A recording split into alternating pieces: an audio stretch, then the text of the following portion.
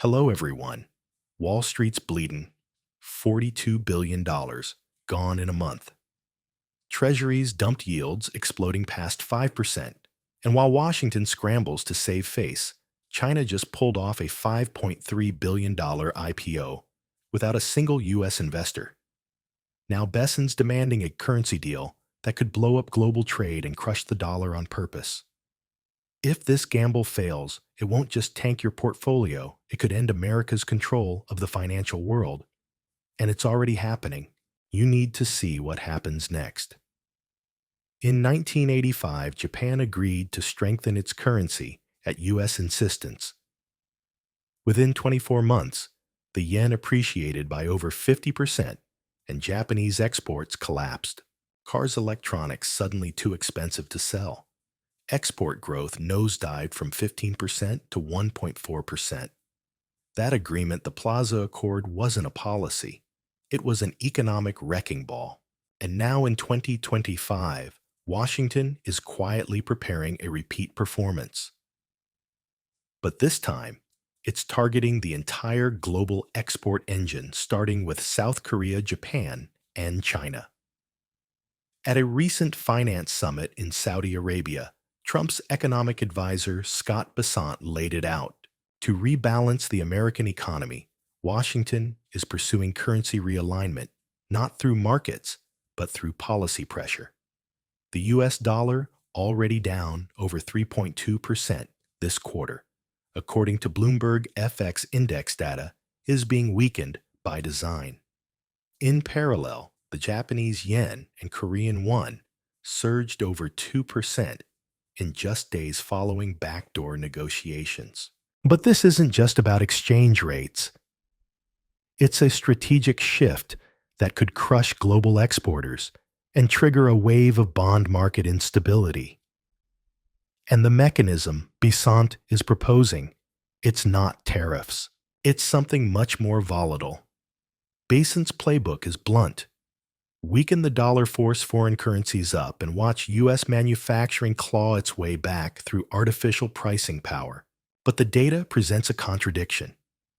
According to IMF modeling reviewed by the Wall Street Journal, the U.S. is projected to lose 0.9% in GDP from current trade escalations, 50% more than China's estimated 0.6% decline. Labor costs in the U.S. remain 2 to 3 times higher than in developing economies, making organic competitiveness a long shot without intervention. So the U.S. is now pressuring allies to tilt the field through currency revaluation.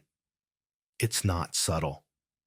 Bloomberg reports South Korea has already entered private discussions with Washington about exchange rate realignment. Meanwhile, Japan's still scarred from the aftermath of the Plaza Accord is resisting. Their central bank has refused rate hikes, fearing another export collapse.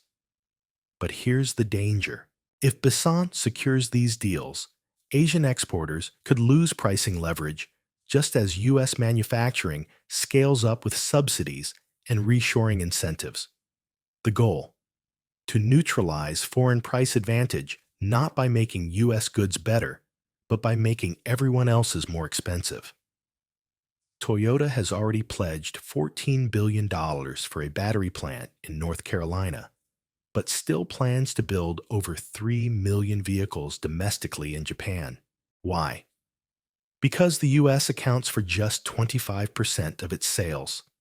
That calculus changes dramatically if the yen strengthens 15% over 2 years, as it did post-Plaza. Export margins vanish. Global competitiveness erodes, and that $14 billion investment, it becomes a hedge. Not a Japan's Ministry of Economy has warned the U.S. not to repeat currency weaponization, citing the 1990s asset bubble that followed the last agreement. Korean tech and auto firms already facing semiconductor reshoring from the U.S. are now caught in a second front.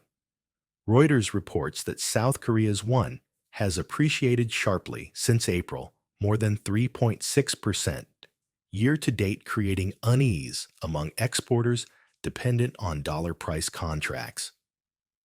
Tokyo and Seoul are now demanding exemptions from U.S. tariffs in exchange for any currency adjustments. But Washington, under Bassan's advisement, appears unmoved.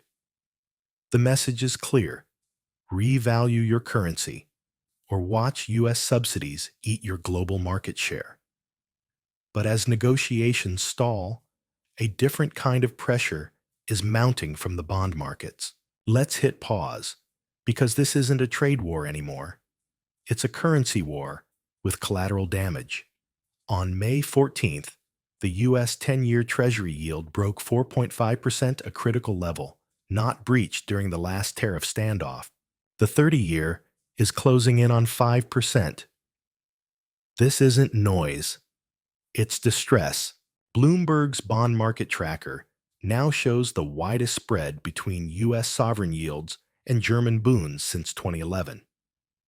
That divergence is directly tied to investor fears that Bassan's engineered dollar decline will trigger capital outflows from dollar-denominated assets. And it's already happening. UBS reports that private wealth clients in Asia have shifted over 14% of their portfolios away from U.S. bonds into gold and Chinese assets. The logic is simple. A weaker dollar devalues bond returns for foreign investors. If the dollar falls 6% in a year, a 5% yield isn't profit, it's a loss. Exporters sitting on $2.5 trillion in trade surplus from Taiwan to Thailand are reassessing U.S. assets in real time. And as they convert earnings to stronger local currencies, the demand for dollar bonds shrinks. The longer Bassett pursues a soft dollar policy, the more likely it becomes that foreign central banks start offloading treasuries, not out of protest, but out of necessity. But we haven't hit the most dangerous part yet. That's coming next. Scott Bessant told Congress there would be no gimmicks, no debt ceiling stunts, no shutdowns. The United States will never default, he said. Technically, that may be true. But the bond market is signaling something else: a default through devaluation. In the first quarter of 2025, the U.S. economy contracted by 0.3%. The Atlanta Fed's GDP Now model shows second quarter growth of just 2.3%. And that estimate is based on 7 days of data. Meanwhile, Trump's new tax plan, passed in March, adds $3.3 trillion to the debt by 2034, pushing the annual deficit to 7% of GDP, according to the Congressional Budget Office. That's not a rounding error. That's crisis-level fiscal drift, and the Treasury has no path to cover it except by issuing more bonds. But here's the problem. No one wants them. The 30-year yield is already over 5%. Investors are demanding higher returns just to hold U.S. paper. Bond issuance is up 17% year over year, while foreign demand has dropped by 12%. Bloomberg data shows. And even Besson's proposed stablecoin-based demand bump, projected at $2 trillion over multiple years, would be outpaced by just 12 months of new issuance. The numbers don't match, and markets know it. Foreign buyers are already voting with their wallets. According to Bloomberg, EU-based investors lost 8.3% on U.S. Treasuries in the first quarter of 2025 when measured in euros, while Japanese funds lost over 6% due to currency depreciation.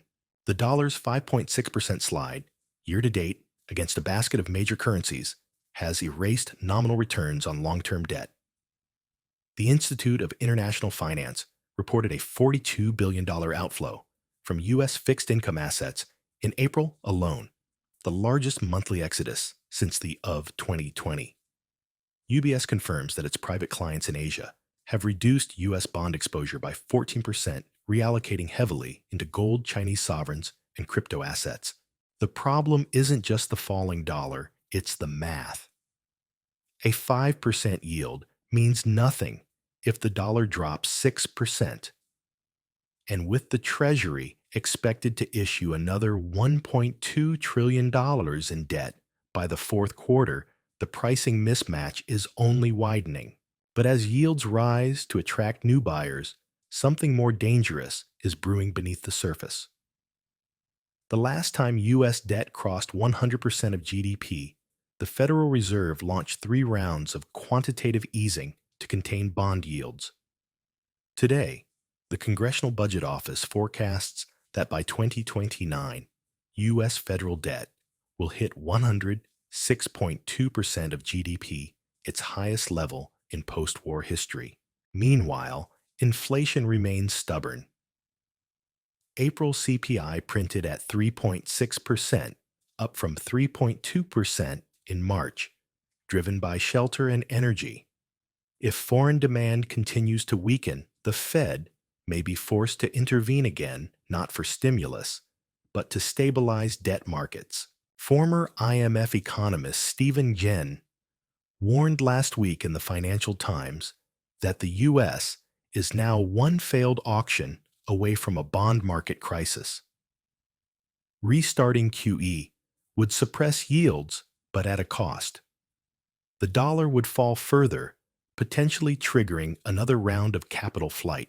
And if the Fed starts absorbing debt at scale, real returns for savers could vanish.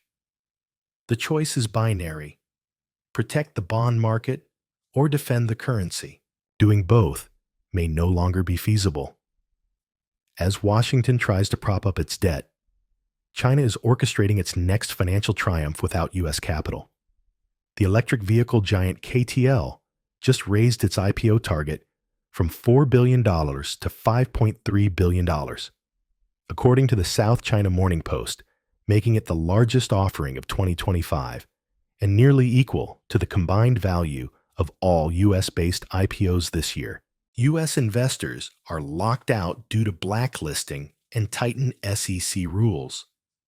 Yet the IPO attracted heavyweight backers, including Sinopec and the Kuwait Investment Authority. KTL controls 38% of global EV battery production, with BYD adding another 14%.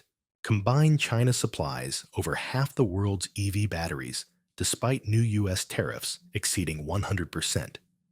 Reuters reports that global EV makers now face average input cost inflation of 30–40% on batteries if they bypass Chinese suppliers. China is ring-fencing capital and supply chains, simultaneously enabling firms like CATL to bypass Western markets entirely. Beijing no longer needs Wall Street to scale its champions, and the capital inflow confirms it. Global equities have surged 11% year-to-date, led by Asia, while the S&P 500 remains flat despite earnings beats from Apple and Microsoft. Morgan Stanley analysts noted last week that U.S. markets are no longer setting the tempo, they're reacting to it. In 2024, U.S. firms accounted for 54% of global IPO proceeds. So far, in 2025, that figure is just 18%, with Hong Kong and Singapore absorbing the majority. The World Bank reports that capital formation in China rose 6.9% in Q1 compared to just 1.4% in the U.S. Meanwhile, the dollar's decline has caused U.S.-based funds to underperform globally for the 4th straight month, according to BlackRock's international ETF tracker. And the exit is quiet but clear. Foreign central banks have reduced their holdings of U.S. securities by $327 billion since January, per Treasury TIC data. As the yuan rises and the dollar weakens, investors aren't just shifting capital, they're shifting allegiance. And that pivot may prove irreversible if Washington doesn't stabilize its macroeconomic trajectory soon. If Besson succeeds in forcing a global currency reset, it could give U.S. exporters breathing room, but it may also destroy the very foundation of American financial leadership. Foreign investors are already pulling out. The dollar's status as the world's reserve currency is being tested by capital markets not diplomats. And while Wall Street stalls, China's financial centers are accelerating, drawing in capital listing giants and funding the next wave of global tech. So here's the real question. If the U.S. has to choose between defending its debt and defending its dollar, what does it sacrifice first? And what if both are already slipping away? Rome didn't collapse when it lost its army. It collapsed when it lost the trust of its bankers. Let me know in the comments. Would you trust your money to the Fed's next round of QE, or are you already looking abroad? We're glad you're enjoying this video. Please like and subscribe. Check out another video that is now on your screen. Goodbye, and see you again in the next programs.